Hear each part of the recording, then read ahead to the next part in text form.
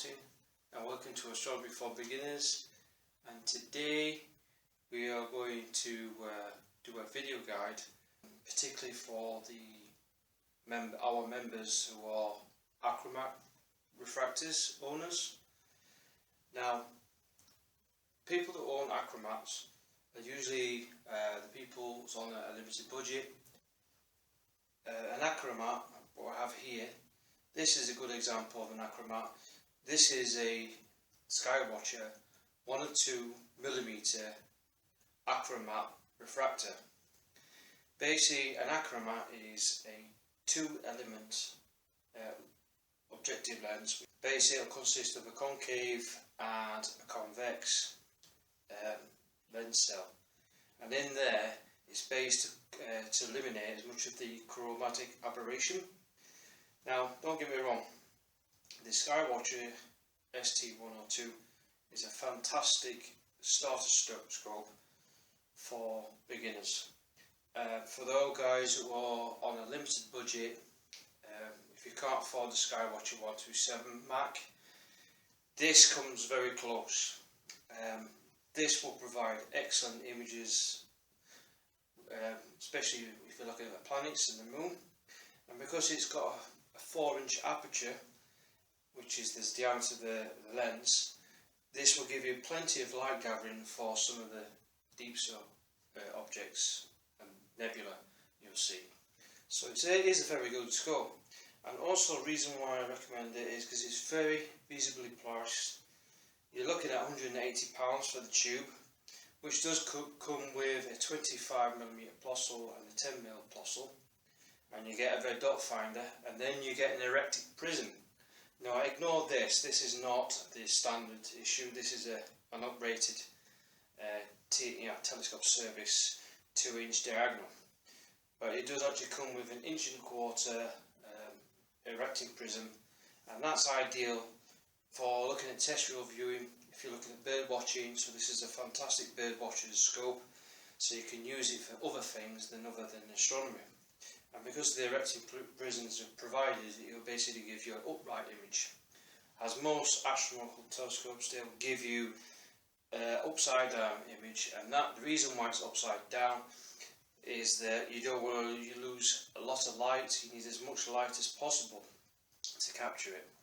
Now, the ST102 is very compact, hence the reason why I recommend it as a second option apart from the Skywatcher 127.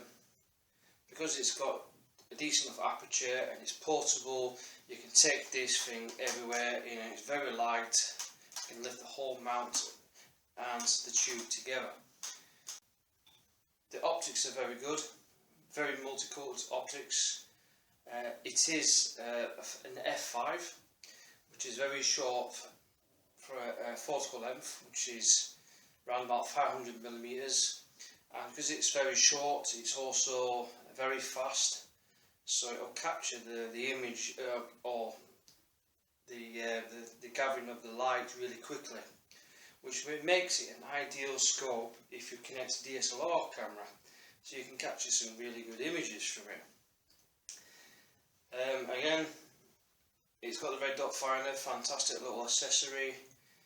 The tube itself weighs around about 1.5, almost 2 kilograms, and for £180 it's a good buy. It's a rack opinion focuser, which is quite smart, and because because it's got a 2-inch barrel, it also accepts 2-inch eyepieces.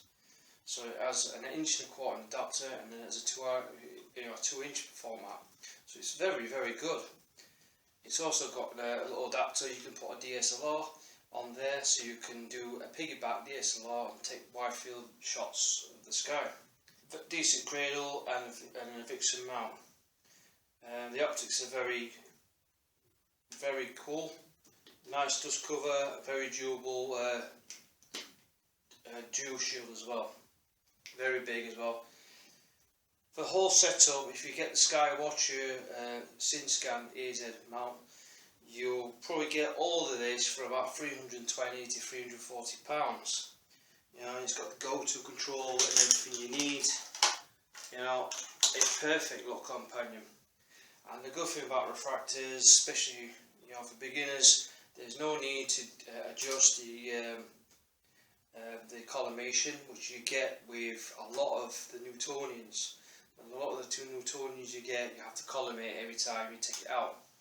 With this thing, you stick it outside, let it cool down for a bit, for about 5 minutes, and then you're off. Date, time, location, and line 2 stars, and off your way. This thing is going to go to Mars, go to Saturn, go to wherever. So it's really fantastic. Now for the guys, I seriously recommend a scope like this for beginners who want an hassle-free telescope. Don't get me wrong, the Skywatcher 127 is also an hassle-free telescope.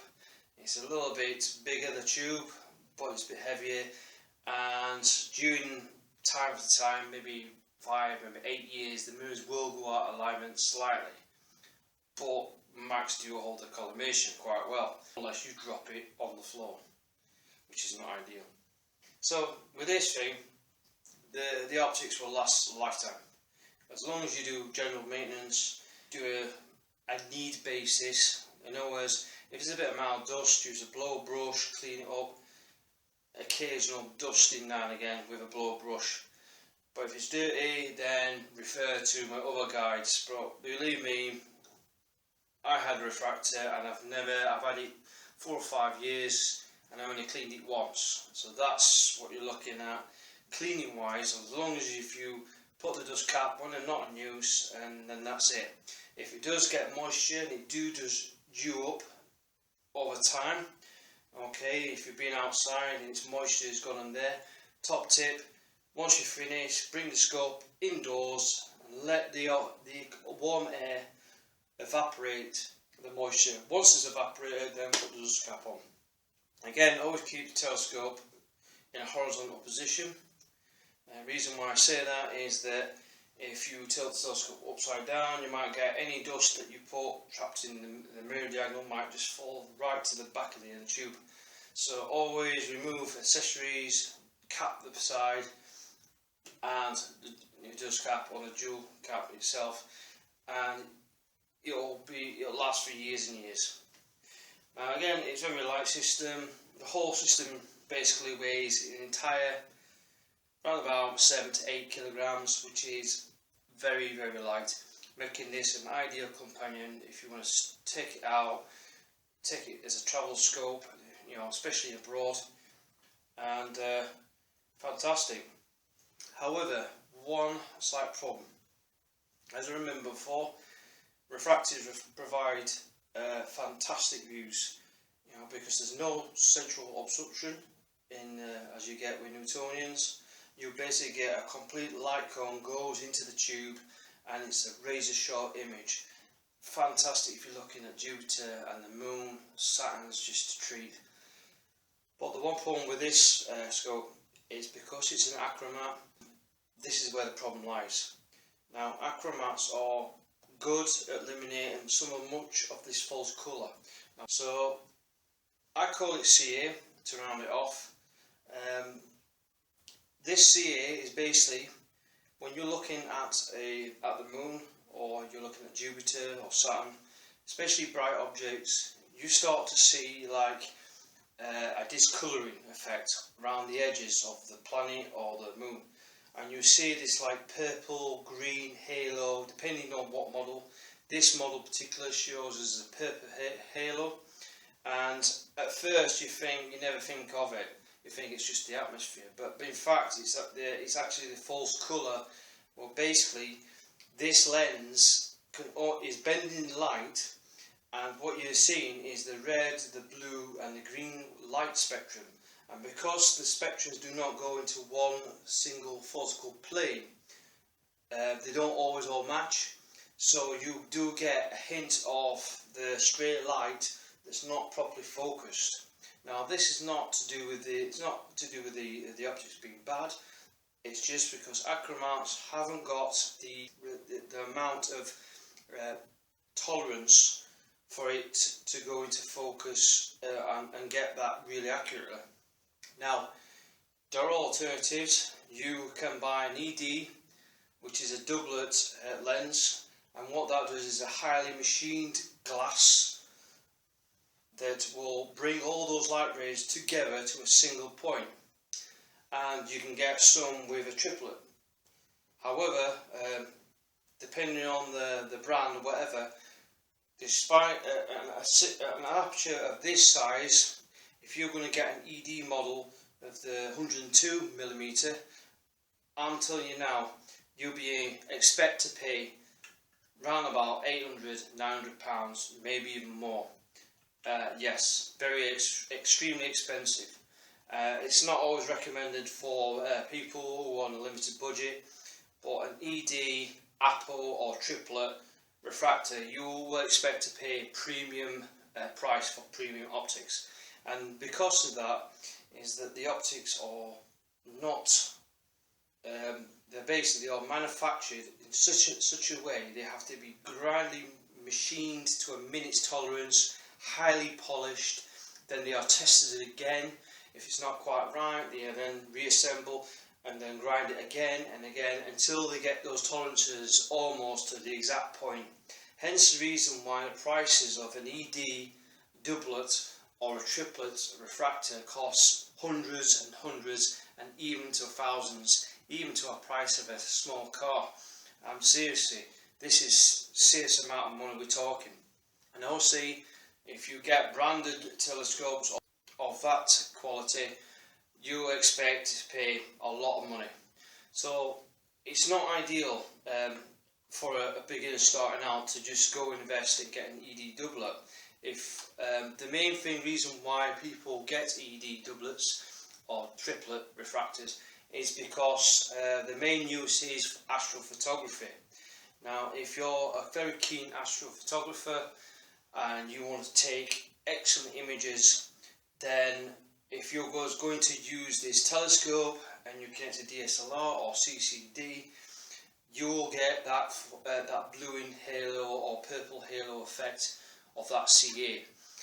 Now, it's not a bad thing, but it does ruin the images. But if you're used to it and you don't mind it, then fair enough, you can. There's nothing stopping you using an Achromat to image through it. There's nothing wrong with it. However, for the most keen enthusiasts and the keen astrophotographers, if you're very keen and you want really good image quality, then I seriously look into a minimum of an ED doublet refractor. Skywatcher do the ED80, the 100 and the 120, but as you go up in aperture, the prices go up. Expect to pay for an ED80 for around about £500. That's just a round figure. But even though it's slightly less aperture, the optics are well far superior than this Achromat 102, but only used for astrophotography. Again, once you hook that onto an ED80, for example, you're going to get razor sharp images and you're not going to get any of that false colour which ruins the images.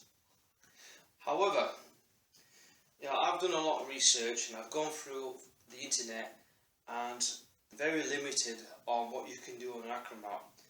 Now, I'm a big believer of researching things to make things possible for other people, and I've looked everywhere and there are not many things out there that you can do in Achromat to improve on it. Now, I've looked at various video guides out on YouTube and all that. There are ways to eliminate the CA effect or the false colour effect, and there is one way what you can do is to take out the dual cap and strip out the lens cell, and what you do is you can coat or paint around or use like a permanent pen around the edges of the two lenses, just around the edges all the way around. And what that does, that will help to improve CA, but it won't eliminate it by that effect, we just minimise it to a minimum level. However, don't do that. Every telescope is different. May work on the ST80, but it won't work on this telescope. And the reason for it is I would not advise you to ever take any of these parts off. Mirrors are okay, you can get away with taking it apart and all that, and you can clean them and so forth. But when you strip a lens element, those lenses are mated together in a certain way. You don't even know how it is assembled, right? It goes one way and one way only. Now, okay, it's two lenses, two parts, but if you twist them round, you throw it all off. It's all mated together, machined together, it's like microns.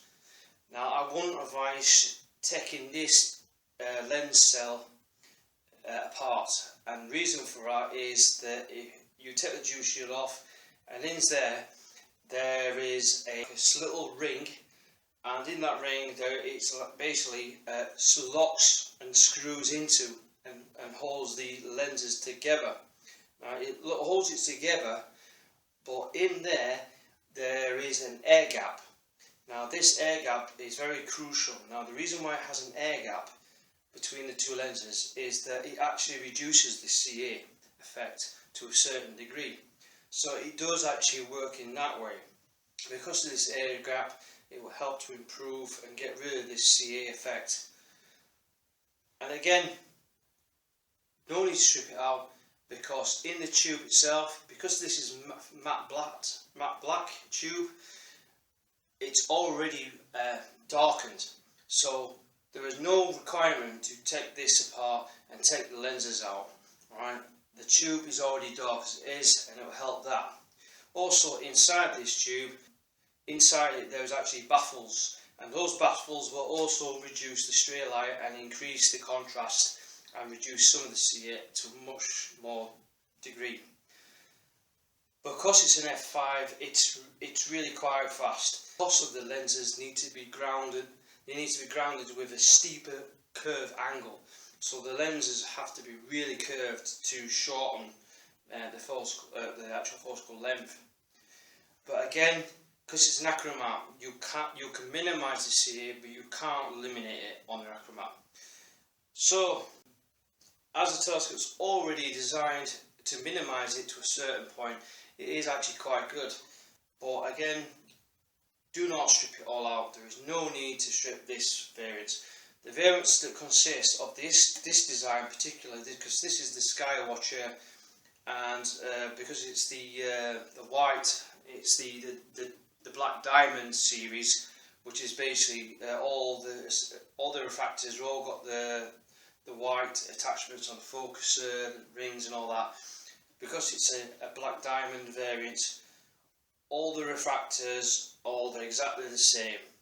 So if you get the 102 or the 120 and the 150 Achromats, they're all the same. Right, the same fitments, everything. Only the ED series look very similar. But the only difference with the ED, again, it's held in the same sort of layout, but at the focuser, it has a 10:1 Creaston focuser. So that's the only way you can tell from an ED or an Achromat. Now, also on the EDs, if you've got an ED, you can tell if you look around the inside, you'll see a little ringlet, and you'll see the numbers and the dimensions and all that, and it tells you the information inside there. Or if you're looking at the refractor, there is a data plate that tells you what it is here. But again, don't get confused with the ED. My main focus is Achromats, right? And I'm starting with the good old 102, which is a fantastic scope. Now, I've looked around the internet, and it's very, very limited. And you get a few good pictures and a few information, but I have come across something. As I'm a big believer trying to help people out and get the most out of the telescopes. As I mentioned before, remember, do not try and strip it out. I won't advise doing anything like that, particularly if you're a beginner, you don't know what you're doing, because if you end up damaging it, you will void the warranty. So I seriously do not recommend it. However, I have looked around and I've shopped around, and I looked that there are all ways you can reduce the CA effect, this false colour, and the one way to do it is I looked into a series of filters like fringe killers from Barlow and some other filters, and they are good. They will eliminate some of the chromatic aberration or false colour to a certain degree. However, they gave another colour, and that what concerns me. The fringe killer in particular gives it a yellow effect, so everything you look at looks yellow, and it's not my ideal sort of filter. Why try to eliminate the the blue halo or the purple halo and then get a yellow effect? It doesn't make sense. However, I found another filter, and again I was very shocked that it's not actually well known. Only a few people know about it, but believe me, I've got the filter, and I was actually quite amazed that there is such a thing. Now this filter is done by Barlow, and it's the Semi APO filter. Now basically what this filter is, it will cut down, it will act like a fringe killer, and it will cut down some of the CA or false colour on the telescope, and also it acts like a sky glow filter. So in other words, it acts like a light pollution filter, so it's actually two filters in one. Now a lot of the fringe killers you can get, and the other filters to eliminate some of this interference, it costs usually between £30 to £40. However, the Semi APO filter costs region for an 1¼ inch size. You would expect to pay around about £40 to £60. Sounds like a lot of money, but you're actually getting two filters in one, and again you can use it for other things. Also, with the Semi APO filter, you can get it in two sizes. You can get the 1¼ inch and you can get the 2-inch format. Again, expect to pay for a 2-inch format around about £60 to £80, and it's a bigger filter, and it works just the same. So what we're going to do now, we are going to look at the close-up of the Semi APO filter, and also what we're going to do is that we're going to look at close-up on a variety of equipment, trying to find ways of eliminating some of the CA effect, and also as part of the to test the filter out and to prove to you guys if the filter works. I'm going to basically set this up, this telescope, at an aerial with a chimney pot. Now the reason I've gone for that approach is because it's the ideal target to test out the fringe colour and the false colour in the image. Alright, and basically what we're going to do is we're going to test the telescope in that way. So what we're going to do now, we're going to take a closer look at this. Is the filter. As you can see, this is the Barlow Semi APO filter. It has the Neridium and IR cut filter as well, and also the filter acts like a fringe killer, and it also acts like a moon and sky glow filter as well. And what this filter does, it will enhance the contrast on Achromat refractors, and it can also be used on ED doublet refractors as well, the more expensive ones. Again, eliminating the chromatic aberration as much as possible. This filter costs usually in around £40 to £60 for the 1¼ inch, and this is the 2-inch format, or £80 to £90. Not many reviews on this filter whatsoever. In fact, it's virtually non-existent, and I think a lot of amateur astronomers are a bit scared or not willing to pay a lot of money for a particular filter. Now this is basically two filters in one. One acts like a fringe killer, gets rid of the chromatic aberration, and the other, it acts like a light pollution filter. So it is very handy for both things. So this is something you've got to consider if you're on about getting this filter yourself. Now, I got the 2-inch format, and you can see here, very high quality. The glass element there, then the coatings are very high contrast, and they're very accurately machined as well. Very big clear aperture of 48mm diameter, I believe, and quite impressed with the sheer quality on it. Basically, what this filter does, it usually gets screwed on to a lot of eyepieces. Obviously, I'm using 1.25 inch. This filter won't fit it. You have to get the 1.25 inch, which is slightly smaller. However, the demonstration of the test I'm going to do, I'm going to use a very high quality telescope service mirror, 2-inch mirror diagonal, and it's a dielectric, which is 99% reflective, which is a very high quality mirror. So I'm not going to lose a lot of light with this. Again, the filter can be screwed on eyepieces, and I just screwed this in like so on the mirror diagonal. Okay, acts like a very good dust shield as well, so you don't want to get any dust into this high quality mirror, and it just slots in like so. You can either screw this in any eyepieces as long as it's the correct fitment, and basically what it does is quite simply, I drag this over to the telescope and then slots in like so, and it's that easy. Then what we're doing now, you just go and select an eyepiece. Now, as part of my demonstration for eyepieces, I have got some expensive Gucci eyepieces, cost quite a bit of money, but for the purpose of this, I'm going to just use your good old standard, very good quality Super Plossl or Plossl eyepiece, and usually I got them in the 25mm and 10mm range.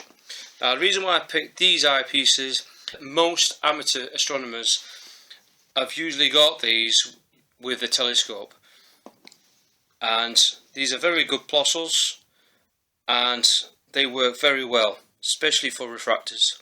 Again, they've got field of view, 52-degree field of view, so they're more than adequate. Alright, they're a standard issue, good eyepiece. Now, when I say good eyepiece, I mean good quality glass, good coatings. If you cut the eyepiece, you're getting a very good quality eyepiece for the money. Now, true about short focus refractors, they demand a very high quality glass so that it's accurate enough so to reduce as much of the reflections and some of the false colour, particularly on achromats. Plossls are renowned for very good for that, and they do give very good razor sharp views as well. So we're going to use these as part of the test. First off, we'll use the 25mm to start off, and as I test, we'll go for a reasonable quality Barlow. This is a Celestron. This is a good cheap Barlow. It is a double element, and it's not bad. You know, and it came free on one of my telescopes that I used to have. Not bad. It's a 2x Barlow, and this is what I will consider as a good Barlow, good cheap Barlow. There are many more others out there, very different makes. Basically, there is 2 lenses within this Barlow. Now, as I said before, more elements, the more you pay for a Barlow, the more you're going to get more of these elements. And the thing is, what this will do is reduce as much as the chromatic aberration or false colour within the images. And getting a good quality Barlow will help reduce that. Right, so this is another way to improve on your Achromat refractors. Then we'll move over to a much more expensive Barlow. Again, slightly more expensive. This is around about 60 to 70 euros, which works about 50 or 60 pounds. But this is a 2.5 times Barlow lens, fully motor coated. But this Barlow has a lot more elements. Basically, this is a 3-element design. It is also known as an APO Barlow. So in other words, what it means is it will create a lot more of that false colour. Again, a lot more robust, quite heavier, and it's done by telescope service. It is very similar design to the Astro Barlow, because the Astro Barlow is exactly the same as the telescope service. Again, very good quality glass, and just that little bit extra will help improve on your views. Now, there's a lot of Barlows out there. Some of the Barlows you get with the beginner's telescopes are okay, but they're not brilliant. I mean, this is okay, but it's not brilliant. This one, however, is a different kind of beast. This will help contrast a lot more and will reduce a lot of that false colour. So if you're ever, and I mean there's a lot of people out there that I know do not like to use Barlows. If you do get a good quality Barlow, get something like this. One, because it will increase, not only increase your views better and reduce the false colour, but also it will extend your eyepiece collection just that little bit more. Now the price range goes even more. The more elements, you can get 4 elements and even 5 elements Barlows, but you're looking at very premium prices. You'll be paying 100, maybe 200 pounds for a premium Barlow. But as part of the tests, these are going to be the items that I'm going to use to take the test. Basically what I'll do is I'll move over to the ST102, and what we're doing is the first test I do is I'll move the telescope, focus it during the day, and the telescope's going to be aimed at a chimney pot and an aerial. Now this is the perfect subject to look at. I know it is during the day. Unfortunately the weather's pretty bad, so I'd love to have done this to prove to your guys and girls on a star. But unfortunately I've got very bad weather, I can't do that. However, I'm going to point this telescope during the day at that object, and then you will see the chromatic aberration. You will see the blue fringes and the false colour within the edge of the object. And what we do is we're going to use the 25mm Plossl first, without the filter, and then as I progress, I'll then use the filter and then take a shot with my camera. And then I do it again, 25mm, using the cheap but good Barlow. So I use that in conjunction, without the filter, and then with the filter. And then I'll move over to the more expensive Barlow, still using the 25mm, with the filter, without the filter. And then I do the same test again with the 10mm and go through the series of other tests. And what I'm doing is I'm going to take a unedited, exactly what you see through the eyepiece. Now nobody has ever done this before. There has been a few images, but it doesn't clearly shows to beginners and other amateur astronomers what this filter can do. We'll now carry out the test. After the test, when you look at the images, see what you think.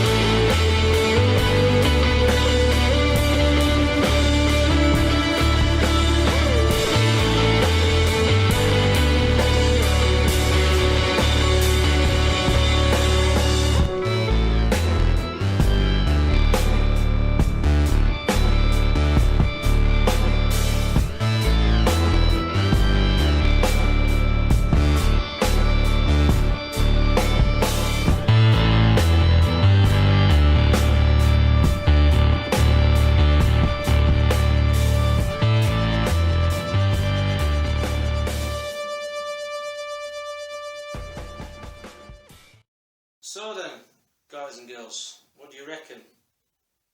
Are you quite impressed with what you see on the images that I've just taken? Now, bear in mind, the images that I've taken are unedited, not being adjusted by Photoshop, by any other means of these images, and basically I've taken them as they are through the eyepiece. Now, the reason why I've taken still shots is that I couldn't angle the mobile phone enough so that I can get it on the eyepiece and do a live shot. If I had an adapter, I could do it that way. Now, the still shot will also show you the CA effect. Have you noticed that the filter has worked an absolute treat? You know, particularly magnification between 50 to about 100 times, and it held out. Unfortunately, as you go past beyond 100 times, the CA effect does actually get noticeable. But the filter does help a lot to try and minimise it. Now, if you were going to use it without the filter, that CA effect would be totally out of proportion. But it's not too bad compared to some of the cheap end telescopes that you do see in a lot of shops, you know, cheapo shops, which I've not recommended that you go and buy a telescope from, especially on a catalog outlet or some shop that doesn't even know about astronomy. So if you're going to buy a refractor or any telescope, is go to a proper astronomy shop or go online. There's a lot of good retailers out there that will show you, will sell you some good quality equipment. Obviously, this is a good quality equipment. It will, you know, last a lifetime. Now the Semi APO filter has done a marvellous job to eliminate some of this CA effect on this telescope. Now, bear in mind, this is a short tube refractor, and because of the lenses are grounded in such a certain way, it's trying to bend a steep angle of that light cone to shorten the tube length, and hence reason why when you push it past a certain amount of magnification, you start to see the CA effect. Now, don't get me wrong, the filter has worked fantastic, But one thing to point out is that if this telescope was longer, say like this telescope was f7 or f8 or f9 or even longer, and I'm talking 800 to a meter long refractor. Now Skywatcher and other brands do similar refractors of longer lengths. Now because they're longer lengths, if they are longer, basically there's a lot less of the lenses to be grounded to a steeper curve. They are much more narrower. Basically it will give you a narrow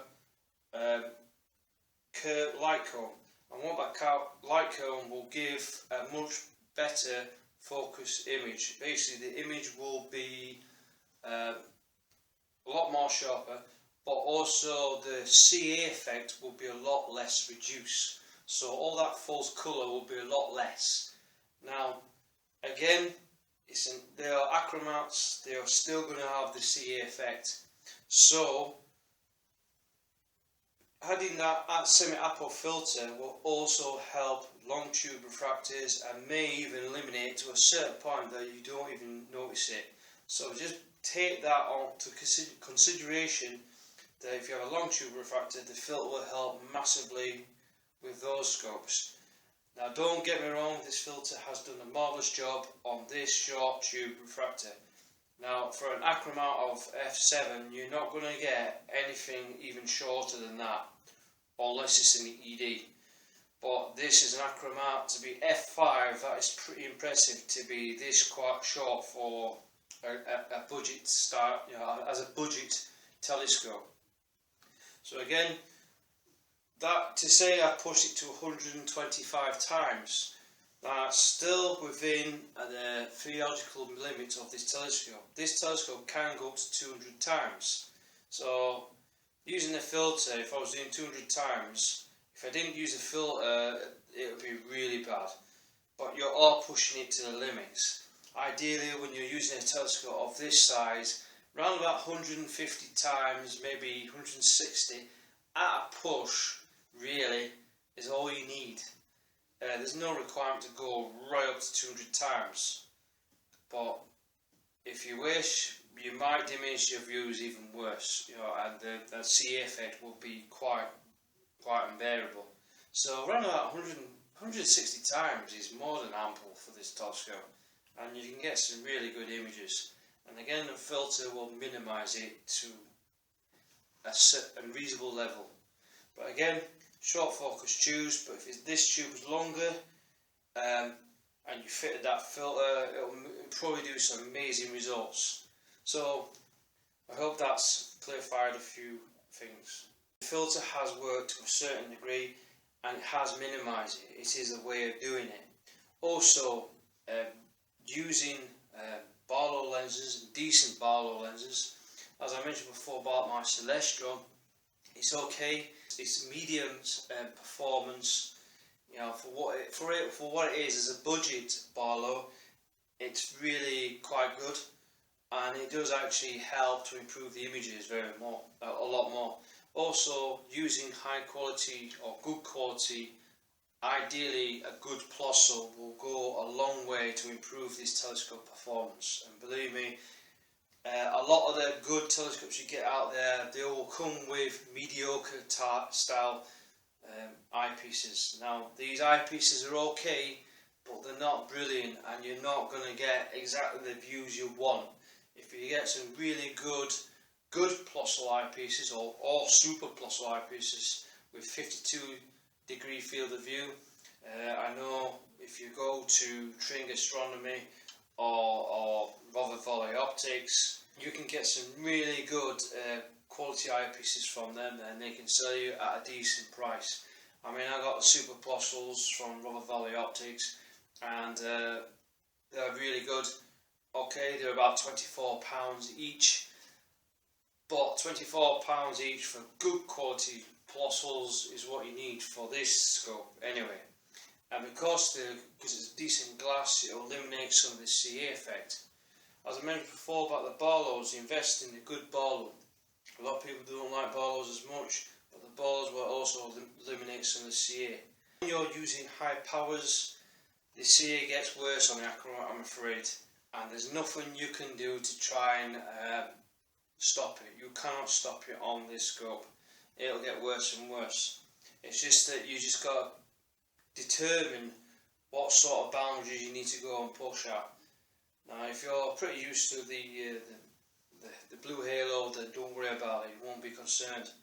But again, the filter has worked. It is worth the money.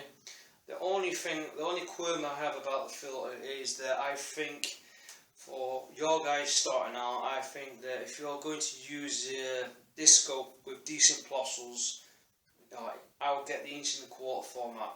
I can't really see the need for the 2-inch format unless you're going to fit a DSLR on there or a CCD, and then you could probably use it for imaging. Now, I've not tested this scope out on a given subject like the moon or something like that as yet, but when I do, I will probably do a guide on a later date to prove how the filter performs on that subject. But however, using the telescope at a terrestrial object is just as good enough, because it still tests out the performance of the scope and you can really determine how the filter performs. Again, I'm quite impressed with what the filter is. It is another way to eliminate it, and also the filter can be used for ED doublet refractors as well. So if you've got a more expensive ED doublet refractor, that will also improve it even more, because believe it or not, you do get a hint of a false colour, slight hint, especially if you're imaging. And if you're imaging, you do get some of that colour, even in the ED doublet, but it's only slight. The filter will eliminate that. So basically, it will probably give you very, very close to a triplet, which is another way for your guys who got EDs to save a little bit of money to get the filter. So it also helps for the ED doublets. Again, if you've got a triplet refractor, if you've got a lot of money to afford a triplet refractor, then there's no requirement for this filter at all. In fact, there's no point getting one, because the triplets are very good at colour correction. There's actually virtually non-existent, so there's no requirement to buy this filter. But again, as you can see, I just want to help you guys that there is something out there for you guys. If you've got an Achromat, don't be disheartened by this CE effect. It's nothing bad about this scope. It's just the way this scope is, and it's completely normal. But I'm just trying to help you find ways to improve on the scope, and so you can get much more enjoyment out of it.